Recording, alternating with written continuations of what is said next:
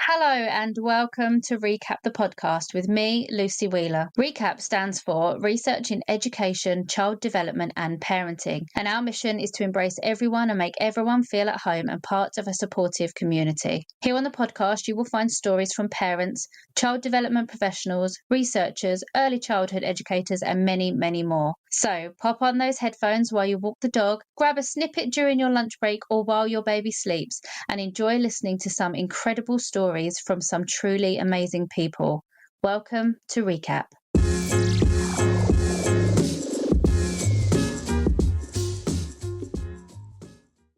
Hello and a huge warm welcome to my guest today, Dr. Poppy Gibson, who I am very excited to chat about all things education, parenting and adoption. So before we head into that, I just want to tell you a little more about our guest. Dr. Poppy Gibson is a senior lecturer and course lead in primary education at Anglia Ruskin University. Her key interests involve children's psychological development, mental health, and well-being. Poppy has worked in the education sector at a wide range of schools throughout London and has worked as a class teacher within both key stages with various coordinator and management roles. She has experience working as an inside-out prison exchange practitioner and obtained her doctorate in education in 2019, exploring young girls' experiences of using social media, online interaction, and communication with others online, and how these interactions build up a social reality and impact upon identity formation. But that is not all. Poppy is also the Health and Wellbeing Ambassador for OxtonLadies FC, lifestyle editor at Fusion magazine, an accredited life coach, and she runs her own education-focused blog alongside hosting her own podcast slot with Teachers Talk Radio. Oh, and I probably should mention she does all this alongside being a mum of 3. And breathe. It is my absolute pleasure to welcome to the episode today the very lovely Dr. Poppy Gibson. Welcome, Poppy. Oh my goodness. Well, Lucy, can I say, if there was a GCSE in me, I think you've just earned a 9 or a 1. I can't remember which way around they go. No, not 1. Back at the 9. Thank you so much. That was a lovely introduction. Very thorough. I think you've covered everything there. Awesome. That was going to be my first question. Have I missed anything? And I probably have, because I know that you do lots and lots of other bits and pieces as well. So I try to just get the general overview of the main things that you do day to day. Well, you did well. You did really well. Awesome. Thank you. So first off, we do have to acknowledge the fact that you do appear to be a bit of a Wonder Woman with all of the amazing things that you do. How on earth do you fit in everything? Do you have any kind of tips for our busy listeners who might be struggling to keep up day to day with everything? Oh, thank you. That's very nice. Also, coming from a superwoman, aka you. Do you know what? I think honestly, we're all super people. I think we're all doing what we can in our capacity. So Yeah. What's important, I know you know this, is not measuring ourselves against others. So although yes, I might seem like I do a lot, we're all doing a lot in our own way. But for me, I think the main thing that helps me be so active is I've managed to, and it's taken a long time as well, Lucy, like this has taken like decades of getting to know myself. Yeah. I've really, and from that list of kind of everything you've saying, like that's where I am now, is realizing what are my interests, what is my purpose in education, what is my purpose in life. And certainly if I'd come on your podcast, I don't know, 10, 20, even like probably a year ago, I wasn't quite there. And I think it's only now that finding what I want to do has given me that energy to do so many things, if that makes sense. Oh, okay. Yeah, that's quite nice. So you kind of let that drive the force behind you to kind of say yes to things and drive forward, I guess. Yeah, definitely. I think it comes from really being honest with yourself, like what you want to do, where your journey's going. And then definitely there's something there about making a network, like even the fact, you and I are talking, as soon as I learn what you're doing with Recap, like wanting to get involved with that, I think it's definitely about once you know what you want to do, find other people who are like-minded, and collaboration is key as well, because we know as anything in life, when you're working with someone else, you've then got two sources of expertise to tap into. So I Yes. think that's where like my most successful projects have come, is finding those other people to collaborate with as well. Yeah, you're so right as well, because sometimes when you're working quite solitary and you kind of have one perspective on a project, don't you? And then the second that you have a conversation with somebody else, I find myself always going, "Oh, I didn't think of that. And of course that makes sense now." Mm-hmm. And even just kind of talking out loud, when you kind of sit in your mind working, and that's why I like doing some things at work where it's just kind of sharing your research or sharing your findings, because when I say it out loud, I almost answer some of my own questions as well. Do you know what I mean? Mm-hmm, mm-hmm. Definitely, definitely. And yeah, I think you're right. I think it's definitely, when you work with other people, you see things from their perspective, and sometimes it's like you can't see the wood from the trees, isn't it, when you're working on Yes. something? So I think working with the right people makes us more kind of effective in what we're doing as well. Yeah, great. I love that. And so do you have any sort of particular routines that you do to make sure that you're fitting everything in the day? Do you have to kind of plan before you go to bed for the night before, or how, or is it just all in your head? Do you just magically remember everything? Okay, so I'll be super honest. You did say as well in your first question, like some tips. Honestly, and this also has taken me a long time to learn, is just be guided by yourself each morning. So obviously Okay. there are work things we have to do. There's, for me, the school run you have to do. There are certain kind of non-compromisables. Yeah. But other than that, I think I think you and I are both quite lucky. We have a bit of that autonomy in our professional workplaces, Yes. that if I wake up and I just know like I'm feeling low energy, I'm not in the right mindset, then I will certainly look, what can I bump to the next day or the next week or Okay. rearrange? And then there'll be those days when I wake up like totally 100%, like all rockets, like boosting. And I'm like, right, now I can bring stuff forward. I'll look at my calendar. What was I going to actually do next week that I can bring forward? So I think it's very much being in tune with yourself and responding to that energy, and also not feeling guilty when Mm. you do need those down days is totally human, isn't it? Yeah, completely. It's hard though, isn't it? I find that really hard to not sit and stew of an evening of the things that I haven't achieved that day. Mm-hmm. It is hard. Sometimes we're our own worst critic, aren't we? Oh, definitely. Yeah, definitely. I do use I use reminders on my phone a lot because I've such a busy mind, and sometimes I forget because I'm trying to remember too much. So I use the Mm-hmm. reminders on my phone, but I've got to the point now where I'm putting reminders in for everything. And like this morning I was in the car and I dropped my daughter off to work, and she'd been skating in the morning, and her skate bag was in the car, and she was like, "Can you remember to take it out and get my skates out so they can air dry and breathe?" And I was like, "Yeah, yeah, yeah." And I was like, "Actually, I need to put a reminder on my phone to do that," because she asked me to do it last week, and she came home from work at the end of the day and she was like, "Where's my skate bag?" I was like, Oh no. "Still in the car." And You're it's not only silly. human.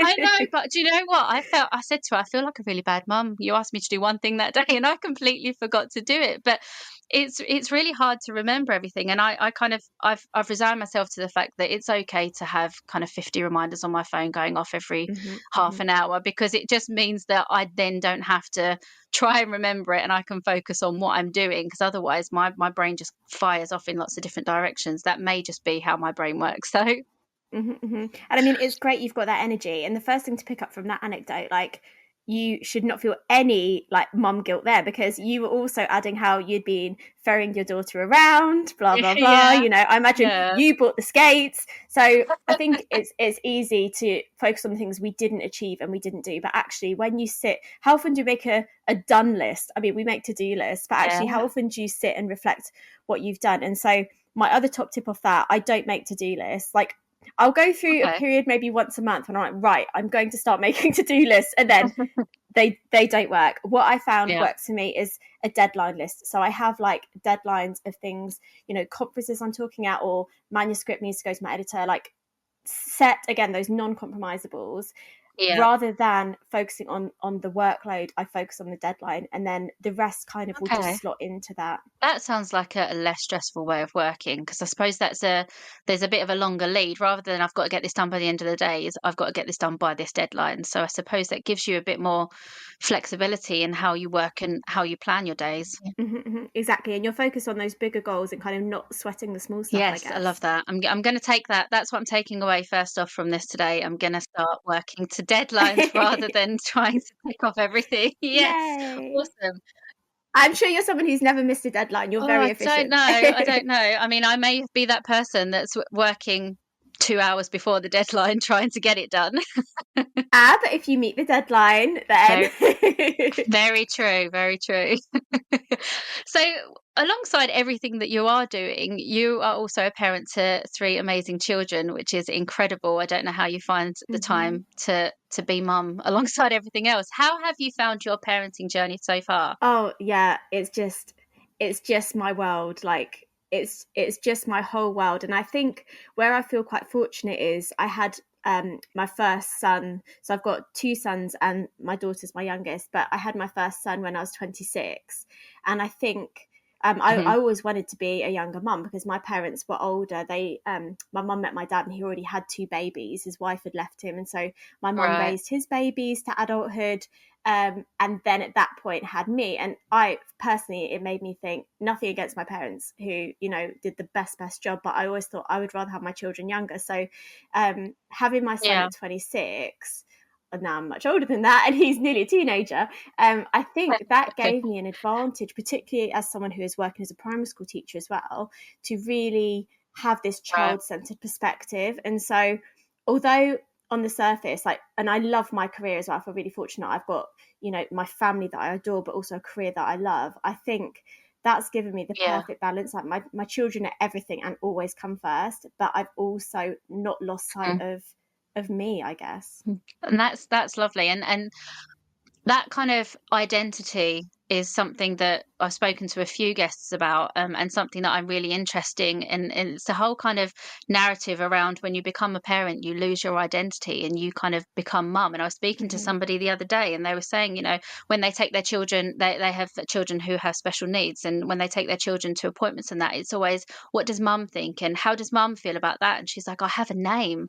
I'm not just mum. I haven't. And she spoke about how that kind of loss of identity. And I think a lot of parents feel like that. And it's really important to find ways to retain that. And it sounds like that you've managed to kind of keep your identity and keep a career going alongside still having that parenting identity as well. And yeah, I totally empathize with your friend. Like I know, even if you just look at my WhatsApp contacts, they're all like Charlotte's mum, Emily's mum, like rather than their name.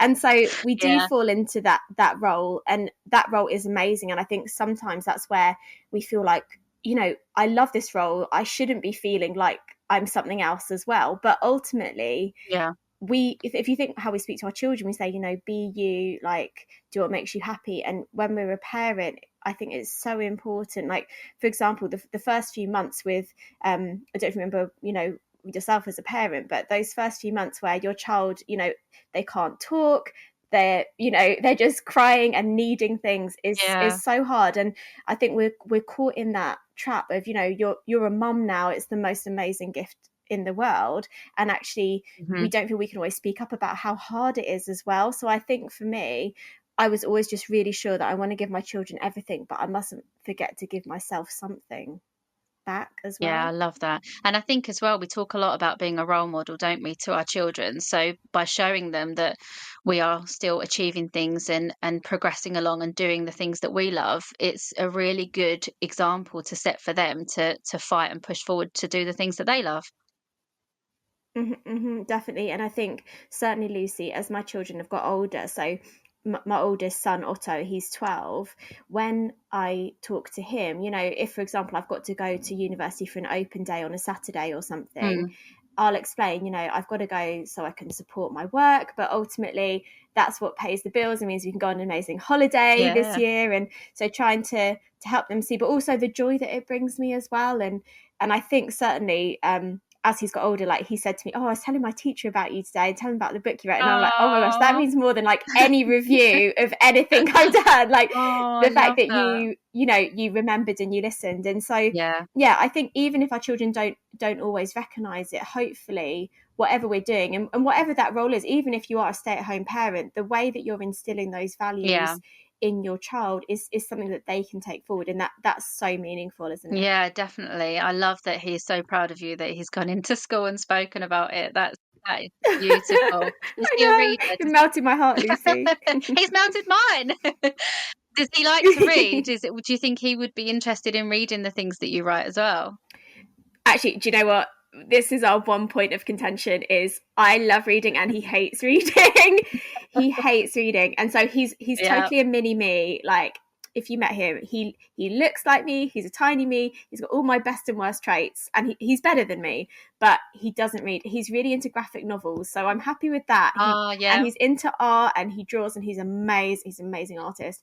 But equally, I always try to say to him, please try and read. But equally, you've got to meet children at their level, haven't you? And you know, he's reading stuff, and it will come. He's still so young. I remember parents saying to me when I was a teacher, like, they won't read, and I just say, you know, he'll be fine. They'll be fine. Yeah. So, but yeah, that is actually my only. If he's listening, because I will make him listen back. That's my only thing. If he could read, because I just think reading's, you know, the stats, like they help you develop so much about yourself, don't they? Yeah, no, I love reading, and I do writing as well. And I actually spoke to a mum the other day, and she's an author, and we had the same conversation, and she said that her child also doesn't read, but they liked manga, which, you know, is that similar sort of more of a visual thing, isn't it? But I've got the same thing with my daughter. You know, I was so proud when I was writing fiction and I published my books, and I gave her the very first copies that were printed, and I wrote a little message in there, and it was all lovely and sentimental. And she was like, these are going in my drawer, but I'm not reading them. She's not a reader at all. And I was like, no. But they went in the special drawer. So yeah, they're in the special drawer. And I'm sure maybe when she's older, but I mean, she had this thing when she was because she was deregistered from school in year 9, so we accessed 14 to 16 provision for her GCSEs. And when she was would go to her English classes, she said her English teacher would say to her, well, if you don't read, then you know, this is a problem. You need to make sure that you're reading. And she said, but I'm not a reader. And she went on to completely sail through and pass with flying colours in her English GCSE. And she was like, see, I didn't need to read. Wow, I love that. But also, it's always annoying when they prove us right on something as well. So that's kind of a mixed emotion, I guess. I was like, imagine what you would have got. She was like, Mum, I got distinction. Like, I can't get much higher than that. And I was like, oh. But I mean, she does read. She reads every day. She reads on the things that she's seeing online, and she does read, but she just won't sit down and read a novel. She's got ADHD, and I think that plays into the fact of her focus of she just can't focus for a whole novel. So maybe that plays into it. But yeah, it's hard, isn't it, when you have an absolute passion behind something and you're trying to instill it in your children. They're like, no, I'll do my own thing, thanks, Mum. Yeah, it's hard. You have to appreciate, like, although they might look like you and sound like you, they are not you. Yeah, bless them. We got to love them though. So you've got a 12-year-old. How old are your other two? Yeah, so I've got Otto, who's 12, and then I've got my middle child, Griffin. He's 9. He's going to be 10 this year. And then I've got Lulu, who's my daughter, who's 4. And in reception, she started school this year, Lucy. Oh, how did she go? Does she love it? She loves it. She's got this real element of, like, people pleaser about her. So I think she's you know, that child who is helpful for the teachers and that kind, you know, at times she's that. That was me. Yeah, so she's a little bit of that, and she loves learning, so she's really enjoyed kind of the new stuff that she's getting her hands on. Oh, awesome. Has she done the whole kind of like, I'm done now, do I have to keep going back? Because I know some children, they love it at the beginning and then realise that actually this is every day. Oh, do you know what? Luckily, she's the opposite. She was actually off. She had scarlet fever last week. So she was off, and every day she'd wake up and she'd go, I miss school. which is so hard. Oh, bless her. It sounds like she's found the perfect place for her to go and explore and develop and everything. Let's hope. That's really, Let's hope really so. lucky. How about your other two? Do they enjoy school? Yeah, they do. Thanks. They're really good. I think, you know, it comes down to having good teachers, doesn't it, in good schools, and Yeah, and really good friends. I think that is the key as well. They've both got these little pockets of friends. My two boys, you know, that they get on with, that they spend their time with. I think that's so important. Oh, I completely agree. And I think it's not what's the word I'm looking for? It's kind of undervalued how important that social element of school is, isn't it? Because if that's wrong, if that's out of place, if they don't feel comfortable and happy, it has a knock-on effect to everything else. So finding that kind of secure, good, happy group of friends, I think, especially going into secondary school, and obviously your oldest will now be in secondary school, and I think that's really key to kind of getting through those years as well. Definitely, especially, you know, when you're getting older, you don't always want to talk to your parents or your carers about things. So No. yeah, I'm hoping he's got some good boys around him. Bless him, I'm sure he has. So on social media, you have shared that you've been through the adoption system with your youngest. Are you able to share some of that journey with us? How you came to the decision to do it, what the process was like, things like that? Yeah, definitely. Yeah, feel free to ask anything. So it kind of came from, and I'm not quite sure where exactly it started, but when I met my husband, we were 17. It's actually our 21-year anniversary today as we film this. Oh, no. Oh, I think we need to stop and just say a massive happy anniversary to you both. Thank you. So yeah, we met at 17, and we always, you know, we knew we wanted children, but there was something really early conversations before we settled down and had children about adoption. And I don't know where that came from. He's not adopted. There's no one adopted in his family or mine. But so as our journey went on, we obviously had Otto, and then, so Lucy, this is crazy, this story. I'll tell you this story. I was pregnant with Griffin. So Otto was 3 and I was pregnant with Griff. Yep. And I remember at that point thinking, I need to adopt a child. And I remember ringing social services and saying, I'm really interested in adoption. They're like, great. They're like, have you got children? I was like, yeah, one, he's 3. And obviously the age gap they want here is normally 4 years. So like, okay, yep, you know, that sounds fine. I was like, oh, and I am pregnant. They're like, okay, like you need to wait. They're like, this is not like, we're really happy that you're interested in looking into adopting, but this probably is not the right time. So they said to me, yeah, they said, call me back when the baby you're having now starts school, because yeah, obviously they want a 4-year age gap is the ideal. So to cut a long story short, we waited until Griff was born and started school, and then that's when we made the call, and that must have been December. And I remember saying to my husband, do you feel like it's the right time? And he said yeah. And literally 10 minutes later I was like, right, I've booked us onto an open evening. Wow. So I was just waiting for his green light. And yeah, we went through the council. Like, as you know, you can go privately, lots of charities that support like Bananas, but also the local council. And we just felt that the council, like after looking what they all do, and obviously it depends on a person in a situation, what they feel is right for them. And it's kind of like choosing anything in life, choosing a car, choosing a school, choosing anything, a sofa. You need to choose what's right for you. And I think after shopping around, we just felt the council was right for us, and we wanted to support children that were coming into care into the council. So we went to a webinar, not a webinar, like a face-to-face thing. This was before COVID. I'm so used to saying webinar. How weird is that? We went to a live thing and, you know, sat in this room with all these other awkward people that didn't quite know what was to come. And from that moment, we were like, yeah, this is for us. And luckily our 2 boys were very settled, very well attached and thriving. And we just felt like we want another child, and we didn't see that it needed to be biological. That's amazing. And do you know what? It's amazing that you had that conversation before you even had your own children. That was kind of something that you were discussing right from the very beginning. It's hilarious that you made. Isn't that crazy? It's hilarious you made the call while you were pregnant as well. That that was definitely not the right time. Like, if you're listening, that is not the right time. Pregnancy hormones. Yeah, it must have been something. But I mean, true just to my word, I yeah. waited the 4 years and I was straight back on the phone.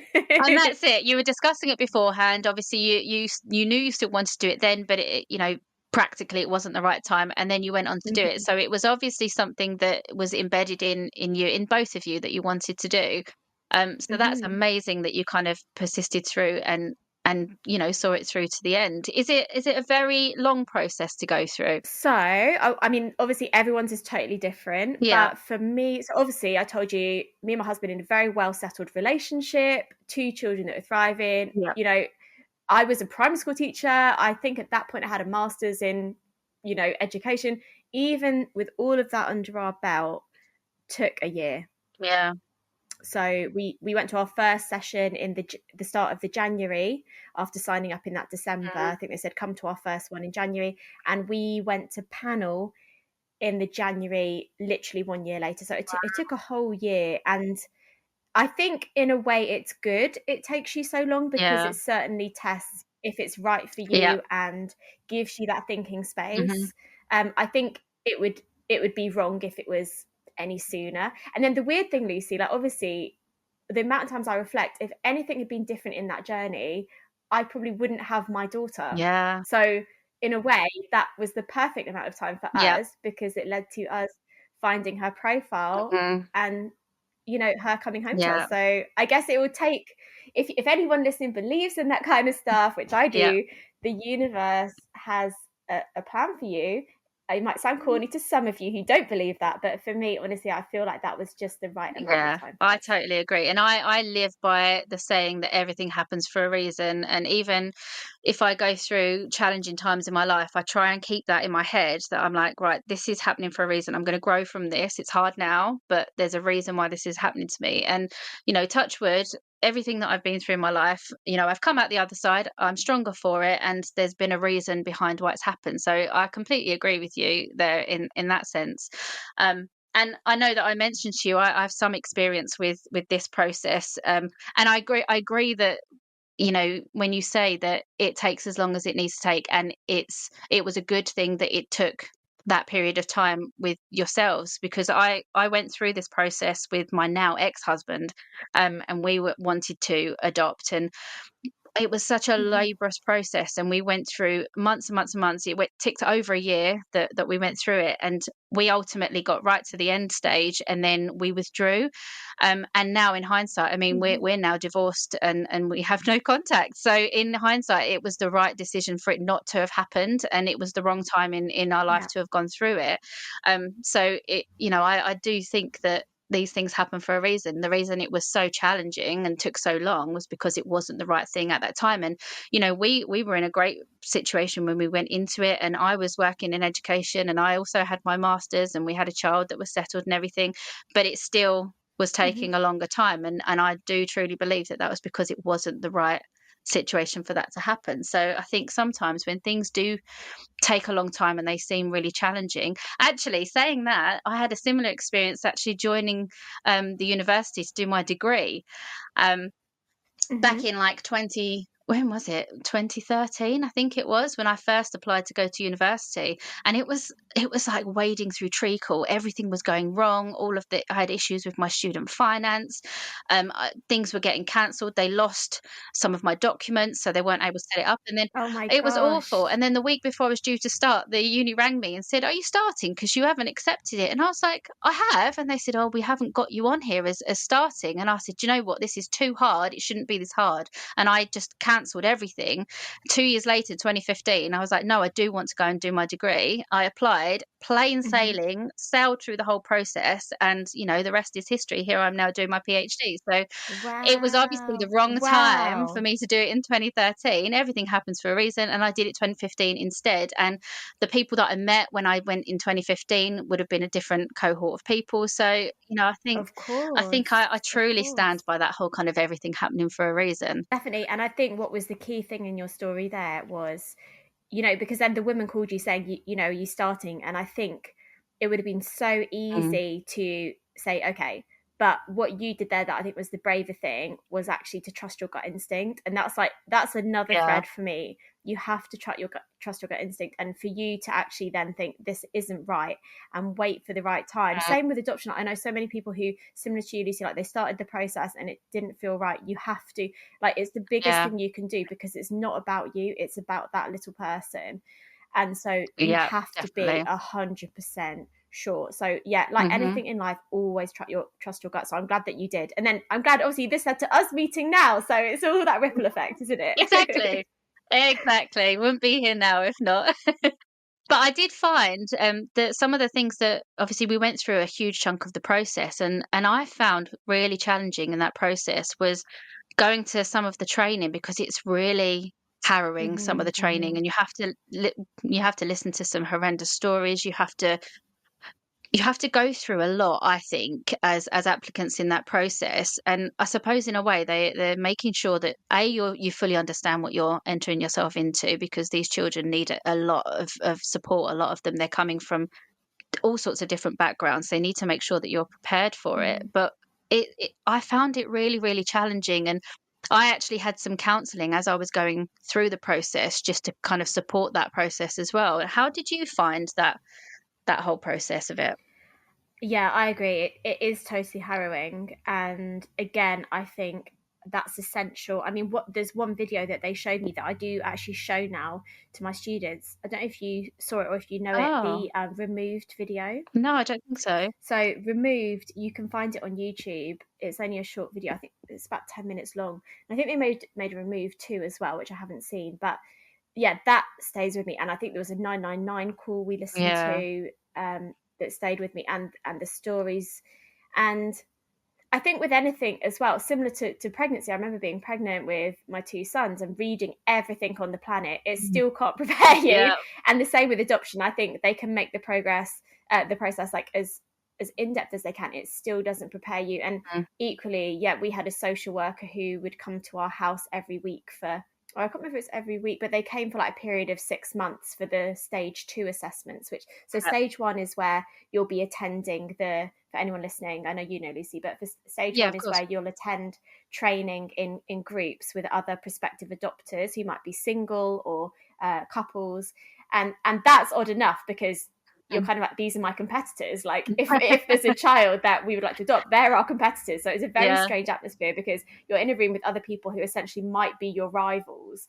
But you have to get along, and you can learn from them and learn together. And then you move to stage 2, where you're assigned a social worker if they see that you've passed stage 1, and you fill out a big report. And if your adopting service agrees that you're ready to move on, they'll progress you on to stage 2. Some people have to repeat stage 1 or parts of it. Some people have to have a break, or if something big happens in your life, like a death in the family, say if one of your parents died or something, or a change in employment, they can be quite strict. But anything like that, they can say you have to take a break of 6 months or a year, or if they think you're not quite in the right mindset, if you need counselling or something, they can ask you to take a break. But we were quite lucky in that we ourselves, well, it was my husband actually, he said, let's take a month breather. So we were given the go ahead, I think it was in the June, to move forward. And he said, let's take the summer holiday off. Let's take a break of a month, which they agreed. And we actually took our boys on their last holiday, the 4 of us. So we got, not permission from school. We asked the school, who said no, and we said, right, we're going to do it. We think this is meaningful. So we took the boys away. And I'm not someone... I'm glad you still went. I'm not someone to do it lightly, as an educator myself, but it was just really important, because, they were, apart from this child that would be coming in, they were the known two that I needed to protect and prepare. So we had this amazing holiday, and then we restarted, I think, the September, and then that took the time. But back to what you were saying about the harrowingness, I remember the social worker coming to our house. She was a lovely, interesting character, and she would just ask us questions. Sometimes she'd interview us together, sometimes apart, and we, I would say, have a very solid relationship. But some questions were obviously designed just to shock you, or to try and almost be divisive. And sometimes she'd just sit there and go, right, what are Poppy's biggest flaws, like to Richard, or what do you hate the most about Richard? Or she'd say, where do you Wow. keep your sex toys? Wow. And things like that. And you'd just be sat there like, and obviously, again, it was all about them getting to assess Yeah. you and assess how ready and how suitable you'd be to bring this very, very vulnerable Yeah. person into your home. But yeah, like they would leave and we would just sit there and chat for hours and reflect like, oh my goodness. And I think if you've got that network around you, even if you're a single adopter, but if you've got that network around you to Yeah. reflect on the process, to talk, to share, to laugh about it for sure as Yeah. well, you'll get through it. It's all about having those people around Yeah, you. I agree. And I think that's something they place a lot of importance on, isn't it? Because I remember having to really outline who my support network were. And obviously they got spoken to as well. And it's really in depth. And the paperwork, I mean, it's a lot of paper. And Oh yeah, rightly the so. paperwork. But rightly so. And I completely understand why it's so in depth. And it definitely should be. But I remember sitting there faced with just pages and pages of and they're not just kind of yes no questions, like it's like paragraphs they're expecting for you to really go into depth. And it's almost, I found Hmm. it quite Hmm. a bit like therapy, going and answering the questions, because like you say, you have to reflect on everything that you're speaking about. So you kind of, and I had to, I kind of took regular breaks and did it in stages, because I think if you sat down to do like the workbooks and that they give you all in one go, I think it would just be exhausting. Oh yeah, definitely. It felt like being back at doing A-level coursework again, almost for me. Yeah, it is big, but then I guess you have to just stay focused on that goal. And I think, Yeah. we were unwavering in wanting to bring that child into our home and into our lives. And so what happened next, you'll then go to an approval panel where when your social worker's ready, they'll book a date for you. And ours was the January, so like I say, 12 months later. And we Mm. had to go to the council's special centre and have the adoption panel, where there's a whole range of people. So there are people from the council there, from the social work team, there's your social worker, there might be the family finder, and also people that have been adopted as well, like adults that want to come and check All you're right. ready. And so there's a whole range of people, so it's totally independent and just grill you. I can't even remember how long it went on for. And then you step out and then you step back in like a job interview, and you're trying to read their Wow. faces. And yeah, they told us that we were approved, and they add you to something called the National Adopters Register. And Right. yeah, our boys were in school, so we went out for like champagne and food, and we were like, wow. But even then that's when the real struggle begins, because that's when you will start looking at children's profiles. And you might have had some Yeah. floated your way when Yeah. you're going through the assessment, but it's only then that you start, like a very strange dating service, Yeah. trying to find the right child for you. And that's the hardest bit, I think. Do you ever feel a sense of guilt when you kind of almost swiped past profiles that didn't fit your circumstance, that you either you couldn't support, or it wouldn't have fit with your family kind of makeup? But I imagine that that would have incited a certain amount. I mean, I know for me, I would have felt guilty that I was kind of saying no to Mhm. a child, knowing that they needed a home. Yeah, I mean, definitely. And because they put the photo, so you'll get paper profiles, which are a piece of A4 paper with the child's photo and like their likes and dislikes. And the photos are all absolutely beautiful, these beautiful children. Yeah.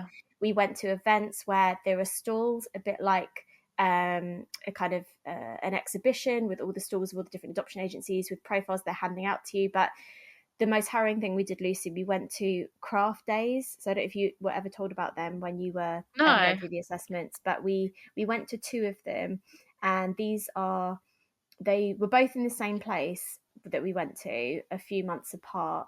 And they're where foster families bring a child or children that they're looking after that are looking for a family. And so you Right. get signed up to the craft day with other adoptive prospective adopters. So I think usually there'd be about 20 prospective adopters there. So you'd arrive, ours was at a village hall, you'd arrive at the village hall and you'd all get put into a little back room with teas and coffees, and you'd have a talk from whoever's running the craft event. So normally the head of Right. one of the adoption agencies, and they'd tell you, oh, we've got 12 children here today.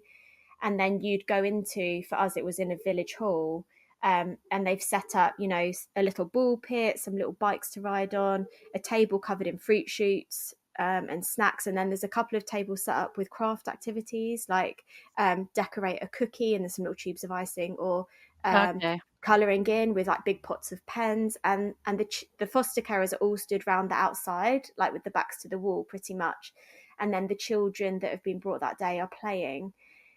The first time I stepped into that, and I thought I'll be fine. Like I've supported vulnerable children as a primary school teacher. I've got 2 children of my own. Like, I'm ready, let's go. And they opened the doors, and all the other people went in. Rich went in, my husband. He was like, okay, let's go. Let's see which children are here.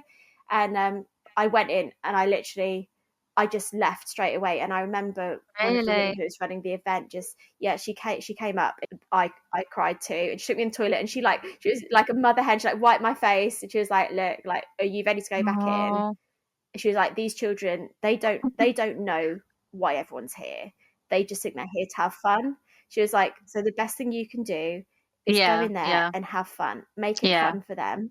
Even if it's not the right child for you, even if you go in and you think none of these children are right for me, I'm not right for them, just go and have fun.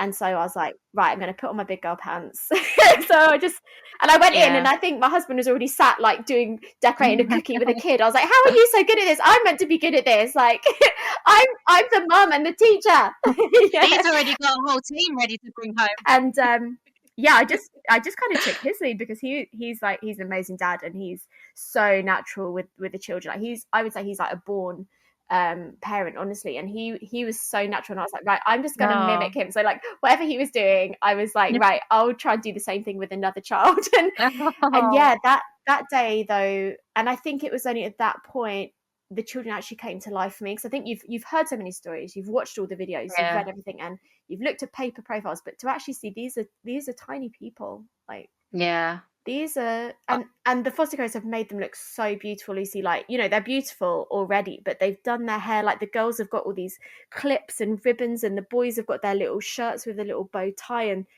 they all look absolutely like you just wish you could give them all a home, but you can't, of course. And so you kind of play with them. I think it was for about an hour, and it's also a bit fiery, it's a bit spicy, because you might see obviously by this point you've been approved for children of a certain age and gender, and you then, you know, you might see a little child, you know, that we knew we were looking for a girl, because they said you've got 2 boys, it makes sense you look for a girl, so it's non-competitive, and we wanted a daughter, so this worked for us. And we knew our age bracket, because so Griff must have been 5 at this point, so we knew she'd have to be kind of up to 2, because like I say, there needs to be that 4-year age, or wherever it was, I can't quite remember the numbers, but you know, you might be in that hall and you see a child and you think, oh, that's the gender I'm looking for, that's the age bracket, so you're kind of strolling over to go play with them, and then this other prospective adopter like cuts in, and it's almost competitive, like very strange, because as well the foster carers are watching you, and you see some of the prospective adopters, again, nothing against them, you know, they're looking for their child, they're like schmoozing the foster carer, like going, you know, asking questions. You're like, oh, should I ask more questions, like, am I showing that I'm interested in this child? Very, very strange. And then after that, you kind of, a bit like speed dating, from what I see on the movies, where you fill in which children you were interested in. There was kind of like, you know, a piece of paper where you'd write your name and the names of the children you're interested in. And then there would kind of be some talks afterwards, and the foster carers would talk with their social worker and see, do they want to proceed with exploring it or not proceed. So even then, even if you spot a child that you think that's the perfect child for my family, the foster carer and the social worker might say that's not a good match, because you've got your own profile that's being sprinkled around. It's such a strange situation, isn't it? Because on the one hand, it almost sounds wrong how the process has to be, because you, like you say, you're likening it to speed dating, and you're going in and you're having like profiles, so it's almost like this whole online dating thing, and you're swiping past people, and I remember thinking, like, I just felt so uncomfortable with the whole process that you had to go through to to kind of show your interest in a child. But at the same time, I don't know how else you can do a process like that without it being like that. Yeah, I don't know how I should do it, but I agree with you. It is uncomfortable because you're thinking like at the center of this are children, but it's so Yeah. emotive. Like, you know, you might meet a child that you think could be potential for your family. So you'll practice saying their name, like with your surname. You practice thinking, what would they look like, you know, fitting into my family? And you Yeah. get your hopes up, and then you might start exploring a link. So there's a website called Link Maker. I'm not sure if they still use that, but your social worker would give you a login. So on that, almost like a Tinder type thing. If you see a child in their profile you're interested in, you click explore a link. But again, a lot of the time you don't hear back for weeks, or it will just say Right. the social worker has declined to explore. And so the whole thing is you're Oh, totally powerless. Even if you find a child you yeah. think is a good fit, it's then got to go to your social worker, the child's social worker, the family finder. And so yeah, that for me, the assessments I could handle. The workbooks, like you say, they were onerous, but I could handle. But the Yeah. hard bit is the emotional roller coaster of not Mm. knowing, and that took months. So from that January we were approved, my daughter then didn't come home a week before her first birthday in the summer. So you're talking about another Wow. 7 months of, is this the child for us? Is this child for us? And obviously then you might get a social worker say, oh yeah, let's explore a link. And then you're like, do we Mhm. tell the boys? No, we can't tell the boys yet. We literally told them like one day before that anything was going to happen, Really? because you just can't risk getting their hopes up. You know, they're more Yeah. vulnerable, and Yeah. very difficult. But yeah, like you say, you do feel guilty. Those children, and there were a couple of children where I think this could be a good fit, and then my husband would say, I don't think.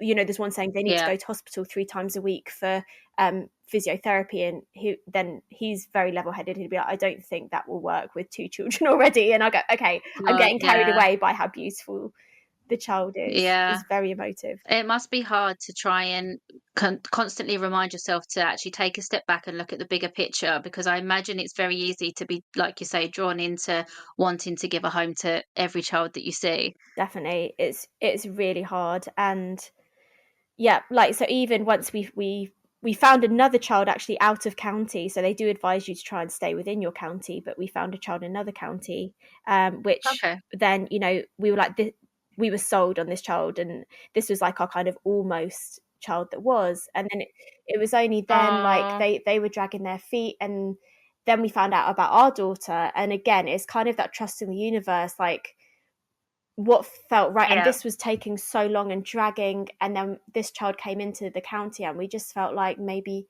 this. But then, because, and this is a bit of a weird story, because Lulu, our daughter, had only just come into court. We could only know her as baby L. We couldn't see a photograph, we couldn't know her name, and we had to Wow. go off a set of likes and dislikes, which at her age, because she was only 6 months old, Wow. was like, she likes macaroni cheese and Paw Patrol. And it explained Oh, obviously more about her kind of, you know, her needs as were assessed at that age. And like, we literally had to go off, yeah. okay, she's a girl and she's young, so she'll meet our boys' expectation of being a baby, which, although she wasn't a baby, Right. we Yeah. felt that would fit their expectation of a baby sister, rather than some of the children we looked at were at the Mm. higher end of our approved age. You know, they were 2, they were a toddler, they were running, and we felt like that won't fit Mm. their expectation of a baby sister. That just looks like a small child. So it was really hard, not only managing Yeah. what I felt was right and what my husband felt was right, but what our boys might feel was right, but also while not really being able to bring them in on the conversation because they're children.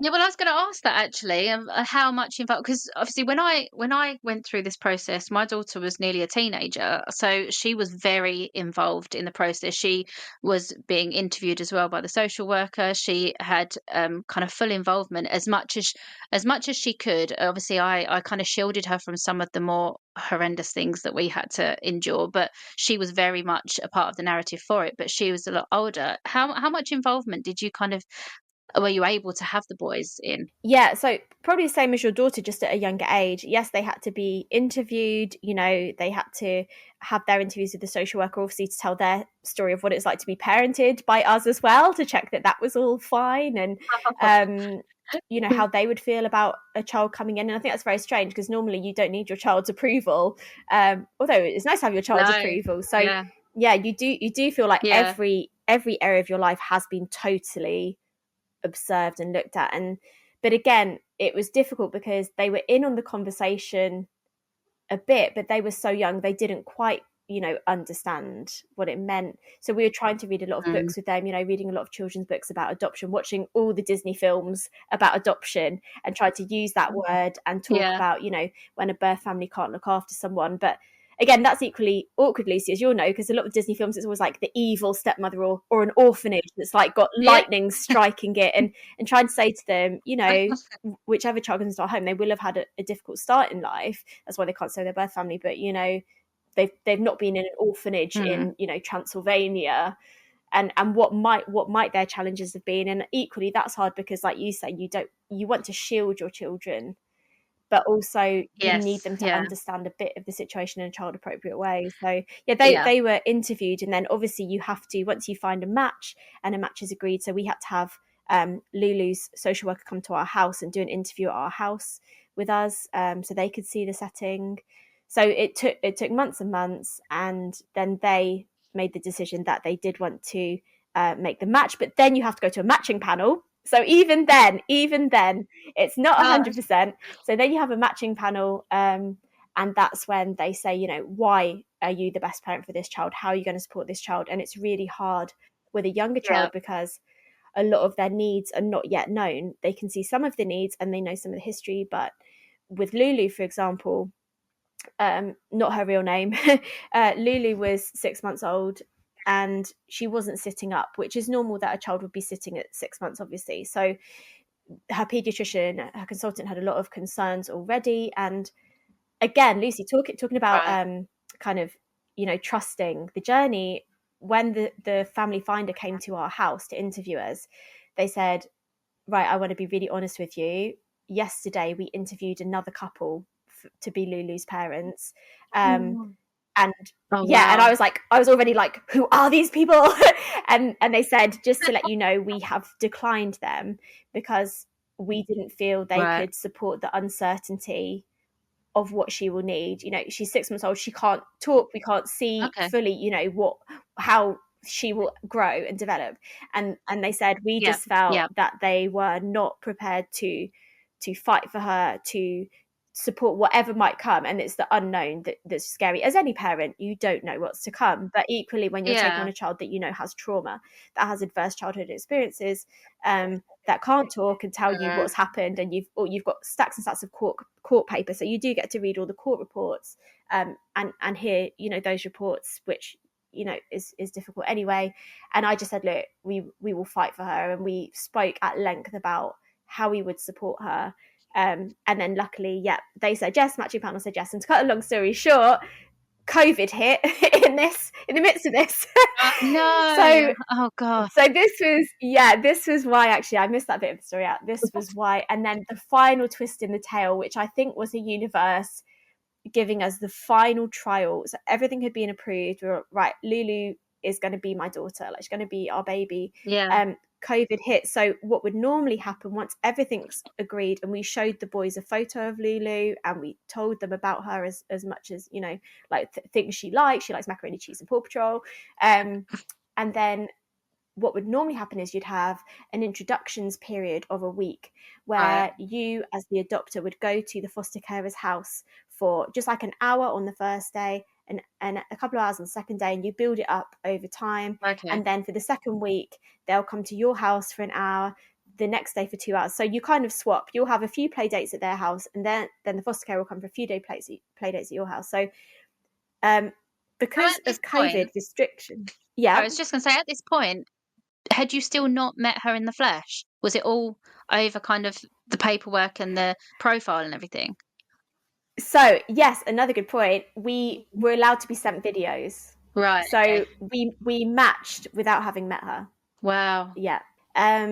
We matched after watching. We did FaceTimes and spoke to the foster care at length and everything. I mean, I was in love with her. Yeah.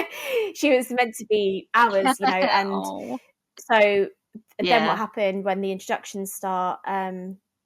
we could go to the foster carer's house. The first time we went in and saw her, she just gave us this massive smile. She was in the baby bouncer, and oh my gosh, like to see her, that was the first time we saw her. Like everything was agreed. And Wow. yeah, I suppose just like when you're pregnant, you know, they come out and there they are, and that's it. You can't change your mind. So kind of like, yeah, that's very true. I didn't yeah, think of yeah. it like We that. stepped into the foster carer's house, and we had the boys as well. We were told to all go on that first day, and yeah, we met her and we loved her. And then the next day, I think Rich was allowed to go back on his own, and I was so mad, like, oh, I can't believe you're going first, but the social workers make the plans. And the next day I got to go on my own. I was like, I get time with her on my own. And then the boys came back again. Yeah. But then COVID restrictions tightened, and because of this, whereas the foster carer should have just been popping to our house for an hour or so over a week, they said the only way it will work is if the foster carer moves in with you. Oh. So luckily we had the space, but we had to take in not only a baby, but an adult foster carer, which was, you know, having people stay is always stressful, but this was like, oh my gosh, like, wow, this felt like pressure, because also, you know, what they say is important is, like we said earlier, Lucy, having that reflective time with your partner or your network. So whereas, you know, we'd come home from the foster carer's house and have a good old chat, like, wow, that was hard, that felt emotional. Now we couldn't get away from the situation because the foster carer was living in our house. But you know, we love the foster carer, and it worked, and we had to say, look, either you have foster care in your house or we're going to have to delay introductions. We're like, no, we'll do whatever it takes. And that's the thing, isn't it? And so yes, it's so lovely that they chose to keep going with the process and found a way around it, rather than just delaying an already very long and laborious process. Exactly. And the whole worry the whole time was, is COVID going to put a stop to adoptions at this point? Yeah, it was scary. And then, so yeah, to cut a long story short, they moved in, and after a week, then the strange bit, Rich had to drive the foster carer home. They didn't drive. And I just remember the foster carer who'd been there, almost like my comfort blanket, though.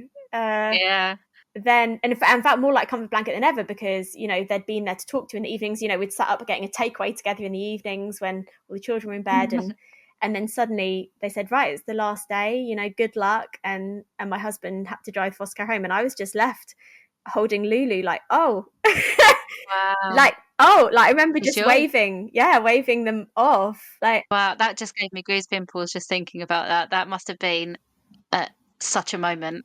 Yeah, it was a moment. And almost like, is this okay? Like, are you sure? Like, are you sure? And equally horrible though, Lucy, because that's who she knows, and the person she knows is now gone. And we had photo of foster carers, but equally that felt horrible. And then you know, she'd only known me 2 weeks, very small time, and, you know, very small period of time. And the foster care was great. She'd been, once she moved into our house, she was like, no, you change her, you do everything. And she was very supportive of, which, you know, she'd be watching, like, it was very strange. But then, yeah, like, once she was gone, I was like, I could tell, obviously, that Lou was looking for her, and that house wasn't familiar, even though she'd been there a week. You know, we'd been giving blankets to the foster care and things before to try and smell like our, you know, fabric softener. But equally, I was like, wow, I'm just giving you another massive load of grief in your life, because you're now saying goodbye. Although, you know, as a baby, she was just about to turn 1. She came home week before she turned 1. We really pushed to get home for her first birthday. I was like, I don't want to miss a birthday.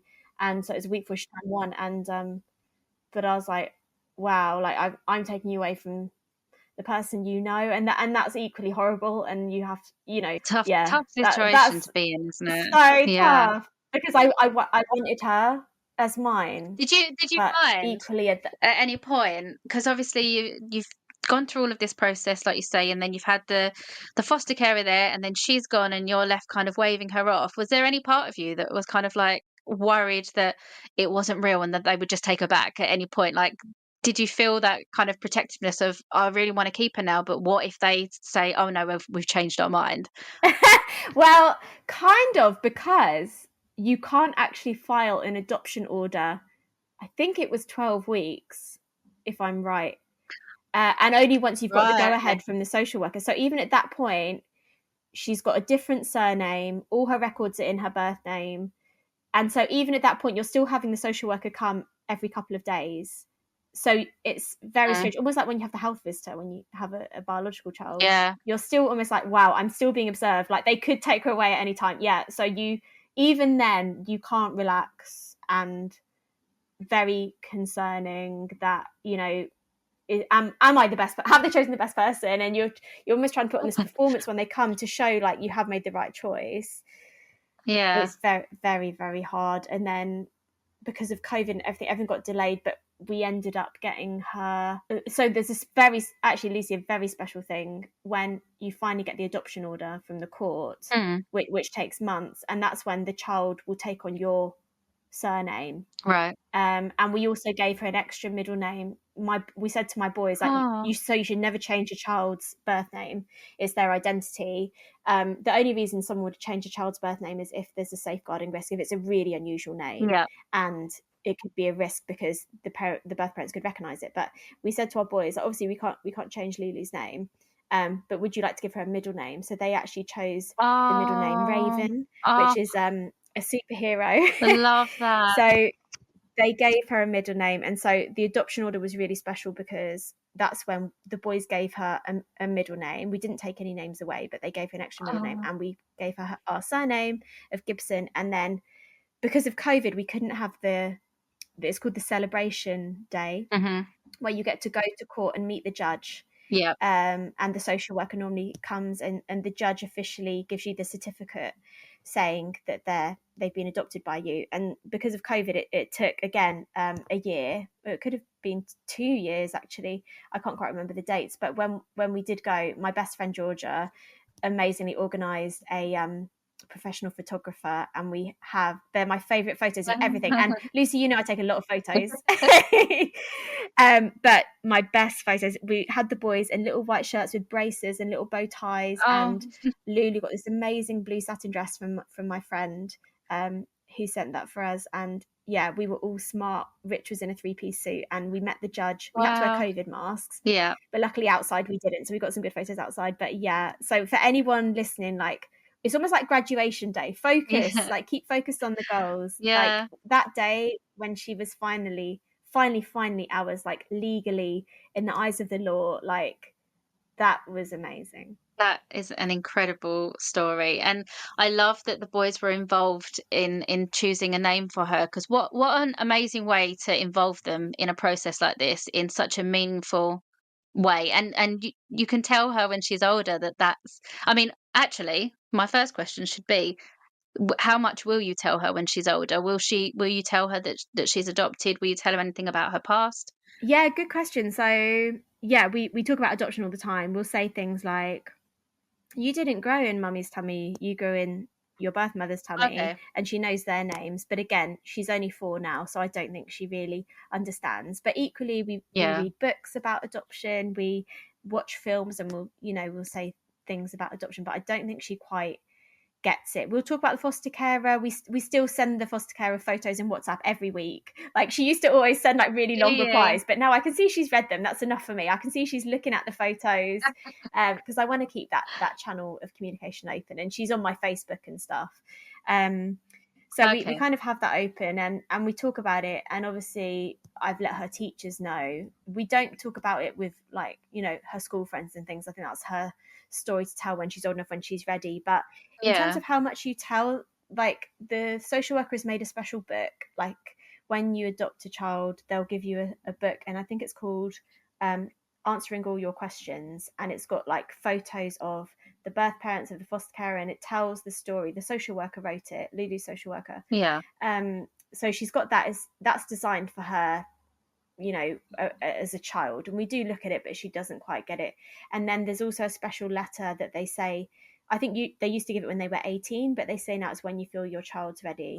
And this is just like printed on A4. It's just like font, boring official looking letter. And that was also typed by her social worker that talks more about it. But obviously we do have copies of the court stuff and things if she did want to see them. I think it would just be a case of seeing how she matures, and also how interested she is. And my friend who's adopted also said to me as well, like, don't feel you've got to talk about adoption every day. Like, Yeah, actually, it's good you're open about it, but you don't need to talk about it all the time. So I think I'm hoping as she gets older, she'll take the lead, I guess, Lucy, on when she yeah. wants to talk about it. That's a really good point to make, actually, because I suppose you could fall into the trap of trying to do it all the time to make sure that you're being completely transparent, but at the same time, you know, she has this this life with you, and she is part of your family, and that's her family now. So I suppose it's finding that balance, isn't it? Like you say.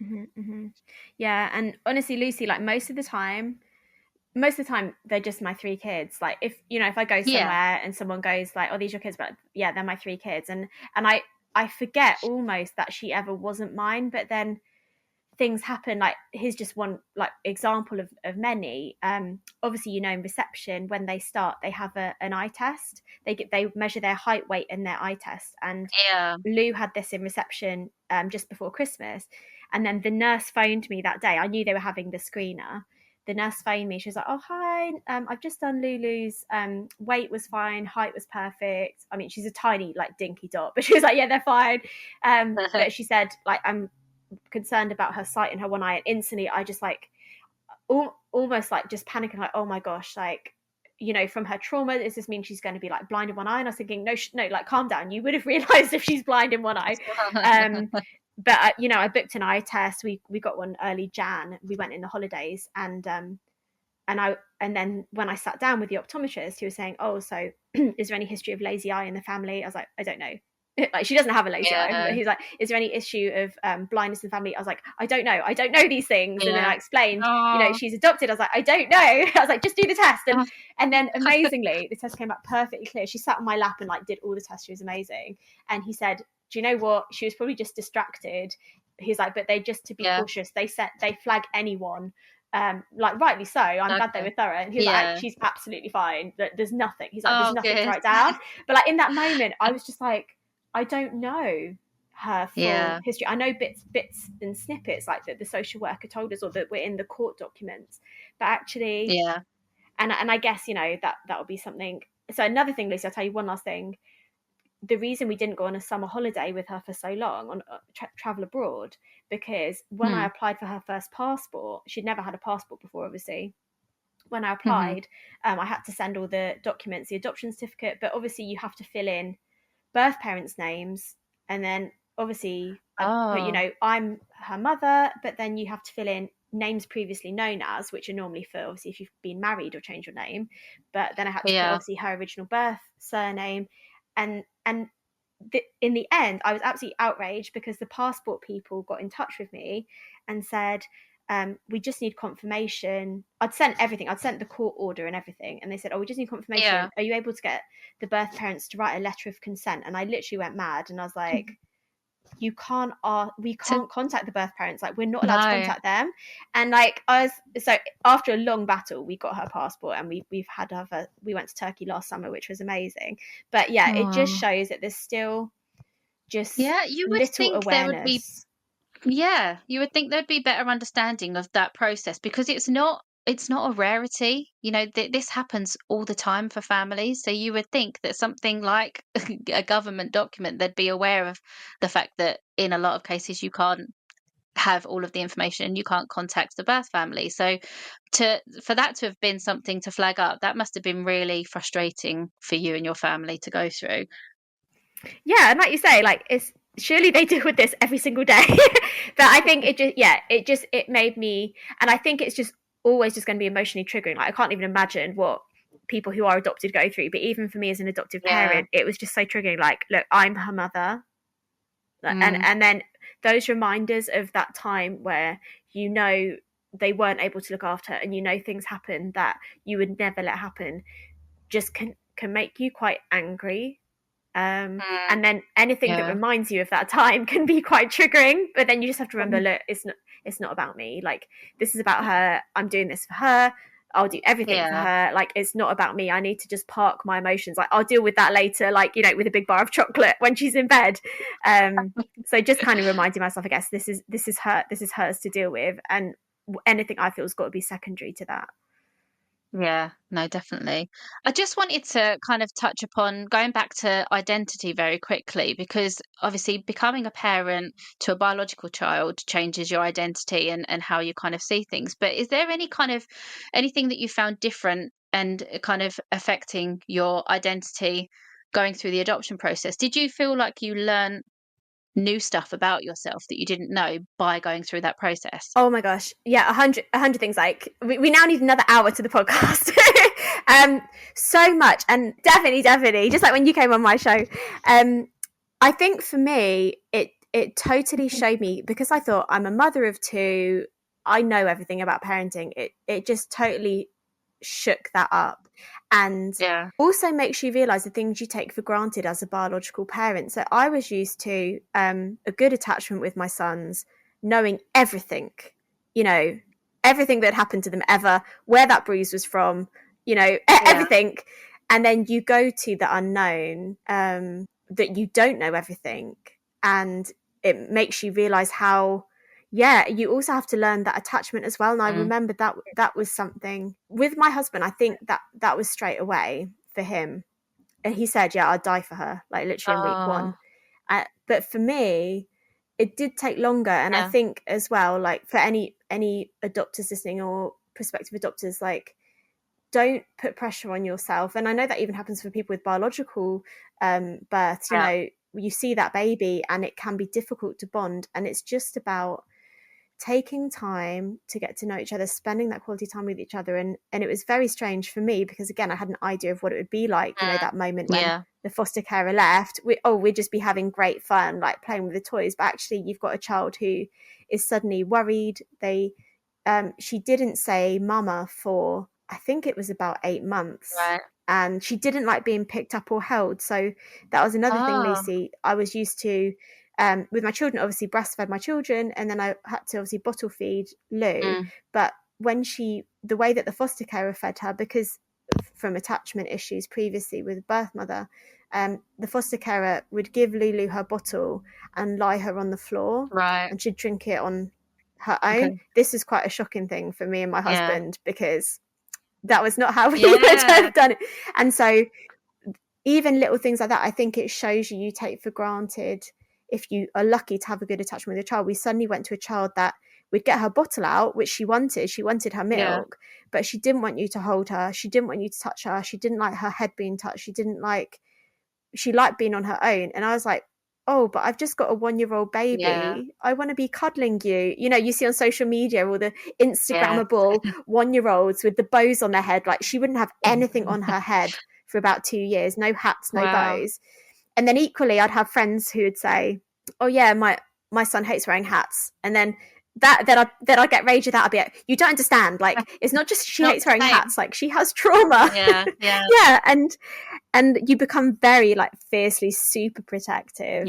Obviously, I'm protective of all my children, but I think I would protect them all to the ends of the earth. But there's something about when you know this child has had this vulnerable start, you're even more so, if that's possible.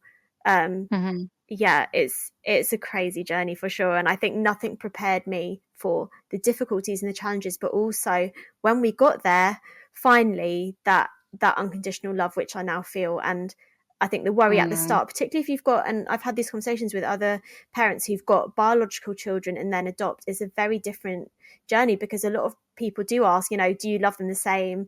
And it is a very different love at the start, for sure, because it's someone else's child.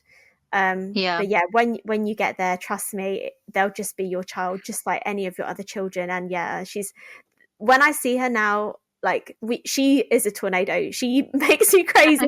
But there'll be those moments when I'll see her and my boys. Like, we just got 2 ferrets, Lucy. You might have seen, we got some ferrets last year. And Lou loves animals. And when I see, like, when we come home, the first thing she wants to do, she goes, let's get the ferrets out. And she and my boys, they're just the 3 of them running around, laughing, like jumping onto the beanbags. The ferrets are running around, and I'm just stood in the doorway like, this is perfect.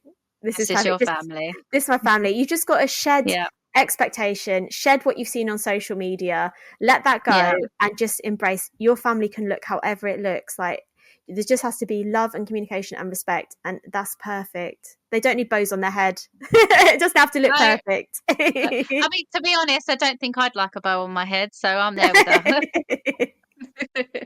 No, that's beautiful, and what an inspiring and amazing story. I mean, I love that you've been able to share the real challenging moments of it alongside the absolute joy and the happy ending. And obviously, you know, as with any parent, I say happy ending like it's a closed book. It's not. Parenting is ongoing. I mean, my child turns 18 this year, so she will no longer be a child. She will be an congratulations. adult. I know, but she'll always be your baby. She will always be my baby. She's learning to drive at the moment, and I'm like, oh yeah, when she gets her own car, I'm gonna really relax, and that I'm not. I'm just gonna be tracking her on everything, going, how far are you going? Have you arrived yet? Are you there yet? How long are you going to be? So, you know, parenting never ends. You know, you have adult children, and that it never ends. But I'm so happy that you've had your happy ending. I'll say in inverted commas that you've got your family, and the process. By the sounds of it, was completely worth it, and it's beautiful to hear about it. Thank you. No, and just thanks also for the opportunity. Like, I realised, Lucy, like, I talk so much at so many conferences and events and podcasts, but this is actually the first podcast that's actually just focused on that story. So just thanks for me. This has been therapeutic for me, actually, to come back and revisit that. So thanks also for having me on the Recap podcast. Oh, not at all. I was going to say, does it feel like you've been through therapy? Because obviously it's a very deep subject. So I'm always very aware that I don't want to push people too much, but we are incredibly grateful that you've been able to share it. I just want to say very quickly about your podcast, because as you said, I've been on twice onto your show, which has been amazing. So you have a slot on Teachers Talk Radio. So I don't know if you just want to tell us a little bit about it, and where the listeners can find access to it so they can listen to some of the shows that you've done. Oh, definitely. And if you're going to listen back, you have to find Lucy's shows with me.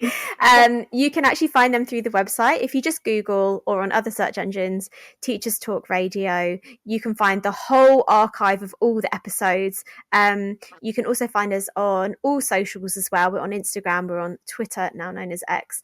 And the best place, though, is to head to the website, and you'll find Lucy's 2 episodes on there, as well as lots more. And they're always looking for guests and hosts as well. So anyone looking for a new challenge in 2024, or whenever you listen to this, get in touch with Teachers Talk Radio, our amazing producer, Tom Rogers, or me, and I can signpost you. We're always looking for guests to come on and share their stories about teaching or education. And we kind of touch on lots of areas as well. It's not just teaching and education, but come check us out and get in touch if you want to get involved. Awesome. And how can people get in touch with you? What's your online handle that they can?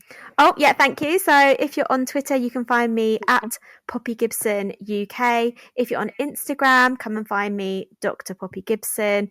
LinkedIn, if you're a professional person, come and find me there. But anyway, I'm always happy to connect with people, to have conversations, to answer questions, particularly if you're someone who's thinking about adopting, or if you're going through the process. I'm always happy just to listen. And if you're looking for someone, just, that you can chat things through, honestly, please get in touch. Or, people that have adopted it and just want to connect 100%. Perfect. Thank you. And just to finish off very quickly, because Recap is all about embracing everyone, making everyone feel at home and part of a supportive community, I ask all guests to have a think of one piece of advice or an empowering message to give our listeners to help share that love and support. So if you could say just one thing to help even just one person, what is it that you would like to say? Oh, it's such a good question. Do you know what? I'm going to go back to something my dad told me, actually. So I'll credit my dad. He died when I was 22, but just before that, he said to me, he was a Brummie as well. So in his like Brummie accent, which I won't try and do, he said, just be happy, kid. Oh. And honestly, just be happy. Like, whatever it is, life is challenging. There are so many stresses, but just be happy. Just find those little bits of happiness, whatever that looks like to you. Find people that make you happy, that you can laugh with, that you can, or if you're someone who likes being on your own, find nice things you can do that make you happy. Like, honestly, life is too short to not be happy. So we're always going to have pressures on us. We're always going to have, things that are tricky, but try and just find the most happiness you can within all of that. What a lovely way to end the episode. That is absolutely beautiful. Thank you so much, Poppy, for coming on and chatting to us today. Thank you so much for having me. Thank you. Take care. Bye.